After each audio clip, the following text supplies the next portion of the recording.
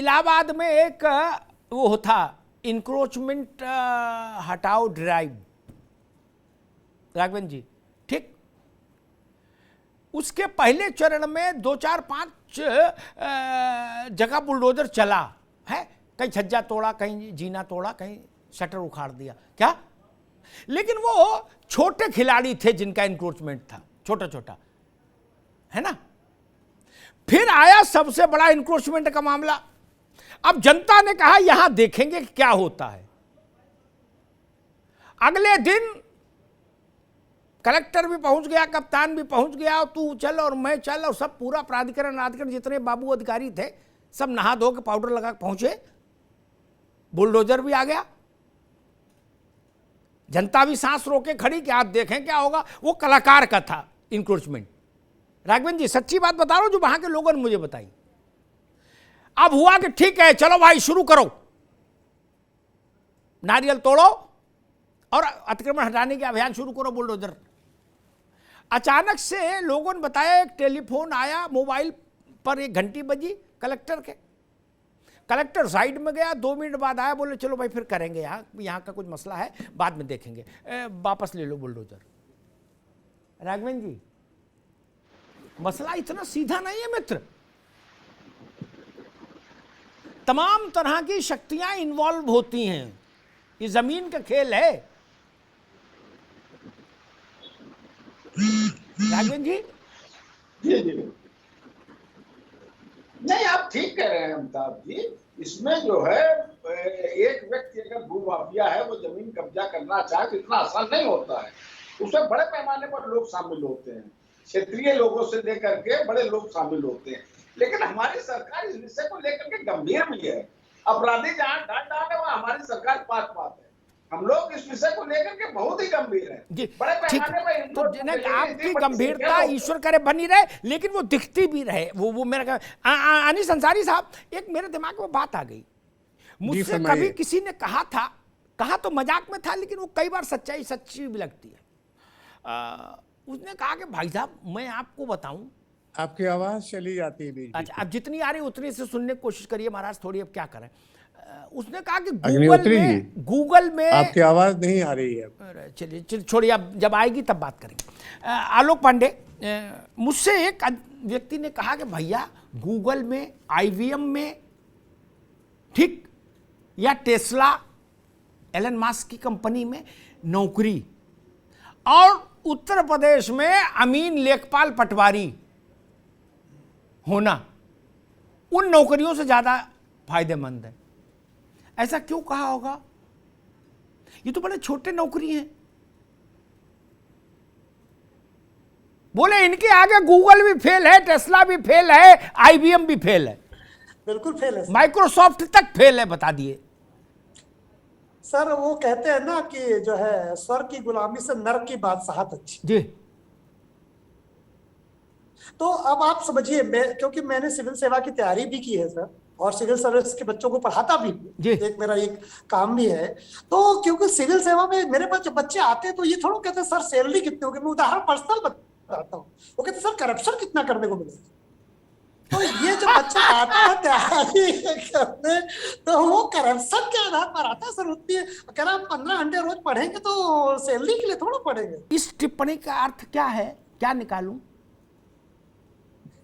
आदरणीय अमिताभ जी, आपने जो कहा है ये बिल्कुल सही कहा है, और ये हमारे समाज में एकदम आईने जैसा है। हम आप घर में बैठते हैं, जो मित्रों में बात करते होंगे, वहां पे इसका परिणाम भी दिखाई देता है कि एक अमीन या एक पटवारी, अब पहले जिसे बोला जाता था यानी कि लेखपाल और ये सारे राजस्व अधिकारी, आप उनके देखें कि जॉब के 10 साल बाद उनके घर, उनके संसाधन, उनका जीवन स्तर में क्या बदलाव आता है।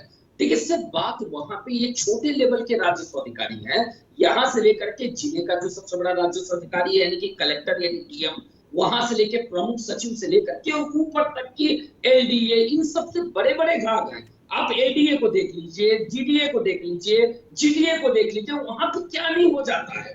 तो ये सारी, जब तक इनके अधिकारों को तकनीकी के माध्यम से सीमित नहीं किया जाएगा तब तक ये चीजें होती रहेंगी, पहली बात। और दूसरी सबसे महत्वपूर्ण चीज ये है कि जब हम दुनिया के हर चीज में तकनीकी का इस्तेमाल कर चुके हैं, तो आज की डेट में तकनीकी का इस्तेमाल करके अगर हम 2-3 कदम केवल उठा लें, जो कि निश्चित रूप से हर सरकारें उठाती आई है, ऐसा नहीं है कि कोई सरकार इस पे काम नहीं करी, हमारी भी काम की, ये जो वर्तमान 5 साल बीता इस सरकारों ने भी काम किया। तो लेकिन कुछ चीजें बेसिकली जो डिस्प्यूटेड है, यानी कि कोई भी चीज अगर अवैध है तो उसको, जैसे अवैध कानूनी है, जो आपने कहा तालाब गायब होने के जो 70 या 80-90% मसले हैं वो अवैध कानूनियों के कारण होते हैं। वजह एक अवैध कानूनी में मान लीजिए 1 बीघे में 27,200 स्क्वायर फीट है, जो उसका सड़क काट करके वो बैनामा एक्चुअल में भौतिक रूप में कर सकता है, वो 60% के हिसाब से 17,000 स्क्वायर फीट हुआ, बेच दिया उसने 25,000। अब जो 8,000 स्क्वायर फीट एक्स्ट्रा बेचा उसको वो पोजीशन कहाँ देगा? वो आपको किसी न किसी नाले पे, तालाब पे, चारागाह पे उठा के पोजीशन दे दे रहा है।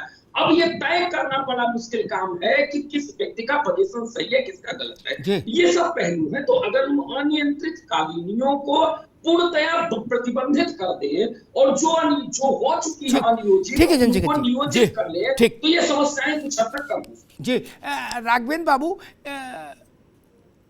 एक फिर उदाहरण देता हूं। हिंडन की तरफ से गाजियाबाद शहर की ओर जब आप जाओ ना, तो हम जाएं, चाहे जनरल वीके सिंह जाएं, चाहे डीएम जाए गाजियाबाद का, चाहे जीडीए का वाइस चेयरमैन जाए, चाहे कमिश्नर मेरठ जाए, सबको दिखाई देता, सबकी आंखें ठीक क्या कि नदी का डूब क्षेत्र लोगों ने सब प्लाट काट बेच दिया क्या? अब इसके लिए कोई दूरबीन लाने की जरूरत तो है नहीं, ये तो सबको दिख रहा है ना कैसे कट गया प्लाट और कैसे बिक गया भैया। राघवेंद्र जी नहीं ठीक कह रहे हैं आप। इस प्रकार की जो आप एक बता रहे हो पूरे उत्तर प्रदेश में इस तरीके से, हाँ वही तो मैं कह रहा हूं, मैं तो एक ही चावल दिखा रहा हूं, अब पूरा पतीला पलटना ठीक नहीं। इसलिए नहीं अमिताभ जी, किस तरीके से जरा तुलना कर लीजिए दिल्ली मेरठ एक्सप्रेस वे और लखनऊ आगरा एक्सप्रेस वे। इसमें तो जैसे पकड़ में आया हम लोगों ने मुकदमा दर्ज किया, आईएसओ तक को बर्खास्त कर दिया।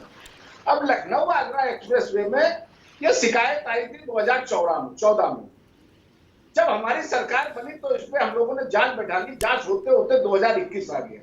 बड़े कमाल की बात है, उसमें क्या तथ्य सामने आए, उसमें सर्किल रेट से खसरा नंबर तक बदल दिए गए थे। अमिताभ जी, खसरा नंबर आप गांव से संबंधित आप जानते होंगे, मुआवजा दिलाने के लिए खसरा नंबर बदल दिए गए थे। और जमीन खरीद के दौरान 2 बार, एक बार सर्किल नहीं, 1 साल के अंदर 2 बार सर्किल रेट बढ़ाए गए थे। और इतिहास में ऐसे पहली बार हुआ तो सर्किल रेट कभी कभार बढ़ते हैं, 2, 4, 5 साल 10 साल में, 1 साल में 2 बार सर्किल रेट बढ़ाए गए थे। और दूसरी जमीन होती है उस पर भी मुआवजा दे दिया गया। ये बताइए अमिताभ जी, ये क्या बिना राजनीतिक शक्तियों के मिले हुए संभव है क्या? ठीक बात, बिल्कुल ठीक बात। राघवेंद्र जी आऊंगा आपके पास। मैं अनीस अंसारी साहब के पास चलता हूं, उनसे शायद तकनीकी समस्या दूर हो गई है, बड़ी मुश्किल से जुड़ रहे हैं आज। अनीस अंसारी साहब, मेरा सवाल ये है, मुझसे किसी ने कहा कि IBM, गूगल और टेस्ला, इन कंपनियों में नौकरी अगर मिल रही हो या और उसके समानांतर आपको उत्तर प्रदेश में तहसील में नौकरी मिल रही हो अमीन पटवारी लेखपाल की, तो अमीन पटवारी लेखपाल की नौकरी करो, गूगल टेस्ला छोड़ दो। अंसारी साहब, ये मुबालगे वाली बात है, लेकिन सभी एग्जैजरेशन की तरह इसमें भी सच्चाई है। बात यह है कि ये जिन कंपनी का आप नाम ले रहे हैं उनका तो पैकेज बहुत बड़ा होता है, उससे तहसीलदार ना पटवारी का भी पैकेज बहुत बड़ा है, हमको मालूम है जन्नत की हकीकत क्या है। नहीं ये टेस्ला, अरे महाराज, बिल्कुल बेसूद बात है, इससे कोई मतलब नहीं है। टेस्ला वाला के जो पैकेजेस हैं वो करोड़ में होते हैं और उनका बहुत प्रेस्टिजियस भी होता है। ये तहसीलदार और लेखपाल वाला कमाते हैं जहाँ भी बेईमानी होती है, जिन इंस्टीट्यूशन में, चाहे तहसीलदार हो या दूसरे लोग हो, ऐसा लोग कमाते हैं।